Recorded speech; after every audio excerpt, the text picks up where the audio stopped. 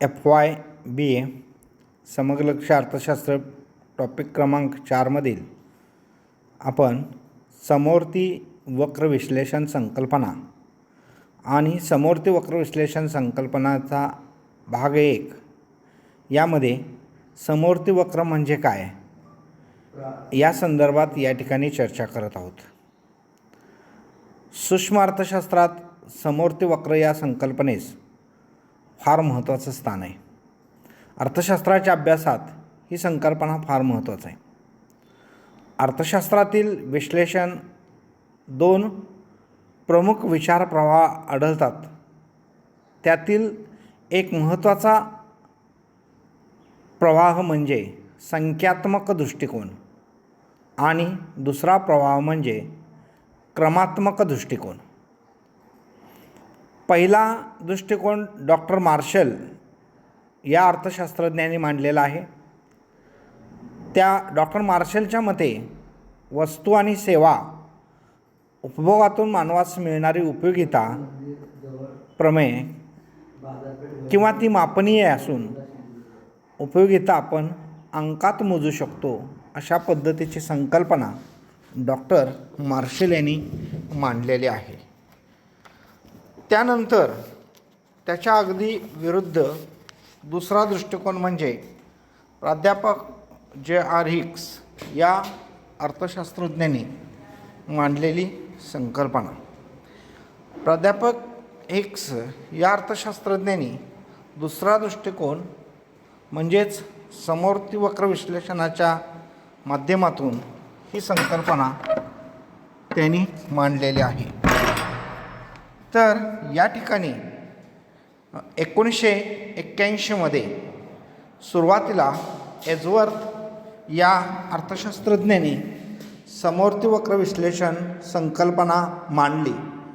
या संकल्पनेला प्राध्यापक पॅराटो या इटालियन अर्थशास्त्रज्ञाने महत्त्वाचं योगदान दिलं, त्यामध्ये सुधारणा केल्या आणि त्यानंतर ब्रिटिश अर्थशास्त्रज्ञ प्राध्यापक J.R. हिक्स आणि प्राध्यापक R.D. ॲलन या अर्थशास्त्रज्ञांनी 1934मध्ये अपरिमेय उपयोगिता दृष्टिकोन ही संकल्पना विकसित केली आणि अपरिमेय समवर्ती वक्र दृष्टिकोन ही संकल्पना विकसित करत असताना त्यांनी समवर्ती वक्रचा किंवा समवर्ती वक्राचा वापर केला। समवर्ती वक्र संकल्पना या ठिकाणी अभ्यासात आणली। म्हणून आपण या ठिकाणी परिमेय दृष्टिकोनाच्या मर्यादा, समवर्ती वक्र सारणी, समवर्ती वक्र नकाशा, समवर्ती वक्र तक्ता, सीमांत पर्यायता दर, समवर्ती वक्राची वैशिष्ट्ये, किंमत रेषा आणि उपभोक्त्याचे संतुलन अशा अनेक घटकांचा समवर्ती वक्र विश्लेषण भाग 1 या घटकामध्ये आपण सविस्तर चर्चा करणार आहोत। आणि म्हणून आपण सुरुवातीला संख्यात्मक उपयोगिता विश्लेषणाच्या मर्यादा या संदर्भात आपण या ठिकाणी चर्चा करणार आहोत। संख्यात्मक उपयोगिता ही संख्यात्मक मोजता येते या संदर्भात डॉक्टर मार्शल यांनी ही संकल्पना मांडलेली आहे।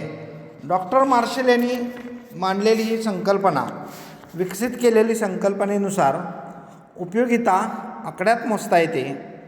मार्शलच्या विचारानुसार उपभोक्त्याला मिळणारी उपयोगिता आपण आकड्यात मोजू शकतो आणि ही उपयोगिता सापेक्ष स्वरूपाची संकल्पना असल्याने 2 नगापासून त्या व्यक्तीला, त्या उपभोक्त्याला मिळणाऱ्या उपयोगितेची तुलना आपण या ठिकाणी करू शकतो। जसं उपभोगातील विशिष्ट वस्तूच्या पहिल्या नगापासून अधिक तर दुसऱ्या नगापासून पहिल्यापेक्षा कमी उपयोगिता मिळते, परंतु पहिल्या नगापासून 25 एवढीच तर दुसऱ्या नगापासून 20 एवढीच उपयोगिता प्राप्त झाली असे आपण ठामपणे सांगू शकत नाही। त्यामुळे डॉक्टर मार्शल यांच्या या उपयोगिता विश्लेषणामध्ये त्याचं मापन करत असताना अनेक वेळेला काही अडथळे येतात. डॉक्टर मार्शलची ही उपयोगिता विश्लेषण संकल्पना ही मानसिक स्वरूपाची असल्यामुळे बऱ्याच वेळेला दोन व्यक्तींच्यामध्ये एखाद्या वस्तूचा उपभोगापासून मिळणारी उपयोगिता ही सारखीच असेल असं सांगता येत नाही. एका व्यक्तीला जी वस्तू आवडते तेवढ्याच तीव्रतेने ती वस्तू दुसऱ्या व्यक्तीला आवडते असं आपण ठामपणे सांगू शकत नाही. एखाद्या व्यक्तीला गोड आवडेल, एखाद्या व्यक्तीला आवडणार नाही. म्हणून आपण मला गोड आवडतं याचा अर्थ सर्वांनाच आवडतं आहे असं म्हणता येणार नाही. त्यामुळे उपयोगिता ही मानसिक संकल्पना आहे, त्यामुळे तिचं संख्यात्मक मापन करू शकत नाही. अशा पद्धतीनं या ठिकाणी सुरुवातीलाच आपण उपयोगिता विश्लेषणामध्ये असणाऱ्या काही त्रुटी आहेत, काही समस्या आहेत, त्या त्रुटी किंवा समस्यांची आपण या ठिकाणी चर्चा करत आहोत. पहिले आहे चुकीच्या गृहीतकाचा आधार.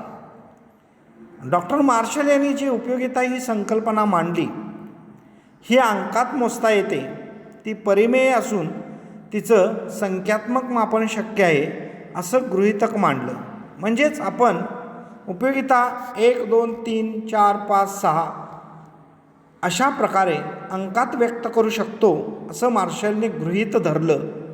परंतु प्रत्यक्षात मात्र उपयोगितेचं मापन हे अशक्य आहे, कारण उपयोगिता ही एक मानसिक संकल्पना आहे आणि त्यामुळं उपयोगितेचं मापन हे अशक्य असल्यामुळे वास्तविक उपयोगिता जास्त की कमी अशी या ठिकाणी तुलना करता येते, परंतु ती प्रत्यक्षात त्या ठिकाणी आपण ती किती आहे हे सांगू शकत नाही. फार तर आपण तुलना करू शकतो. म्हणजेच ती संख्यात्मकदृष्ट्या मोजता येते हे पहिला जे गृहीतक धरलं ते चुकीचं. दुसरं आहे पैशाची सीमांत उपयोगिता स्थिर मानणं हे चुकीचं गृहीतक.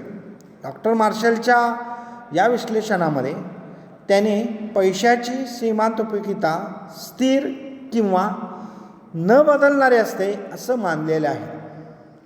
मात्र हिक्स या अर्थशास्त्रज्ञांच्या मते पैसा ही सुद्धा एक वस्तूच असून या पैशाच्या वापरापासून मिळणारी उपयोगितासुद्धा ही नेहमी घटत असते. त्याचं साधं सोपं उदाहरण दिलं की अतिशय श्रीमंत लोकांना पैशाचं महत्त्व फारच कमी वाटतं, त्यामुळं ते लोक फार मोठ्या अनावश्यक वस्तूंच्यावरती सुद्धा मोठ्या प्रमाणात खर्च करत असतात. पण गरिबाला पैशाचं महत्त्व जास्त असतं, त्यामुळं तो अनावश्यक वस्तूंच्यावरती गरीब व्यक्ती खर्च करत नाही. त्यामुळं पैशाची उपयोगिता स्थिर मानणं हे गृहीतकसुद्धा डॉक्टर मार्शलचं चुकीत असलेलं आपल्याला पाहायला मिळतं.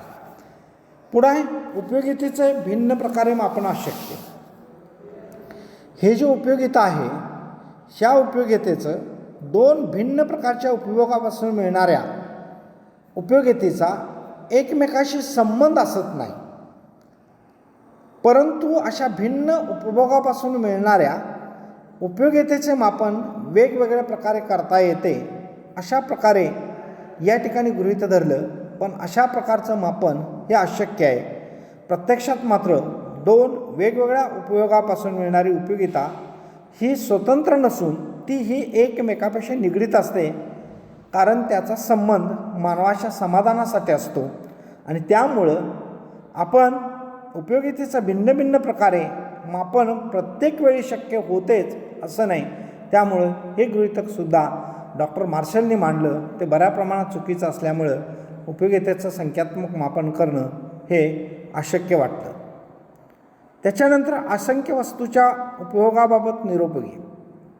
डॉक्टर मार्शलच्या उपयोगिता विश्लेषणात काही प्रमाणात उपभोगामधील वस्तूंची संख्या कमी असल्यास उपयुक्त ठरते, परंतु प्रत्यक्षात व्यक्ती अनेक प्रकारच्या वस्तूचा उपभोग घेत असल्याने या ठिकाणी अनेक प्रकारच्या वस्तूच्या उपभोगाबाबत त्याची स्वतंत्र उपयोगिता कशी मोजायची.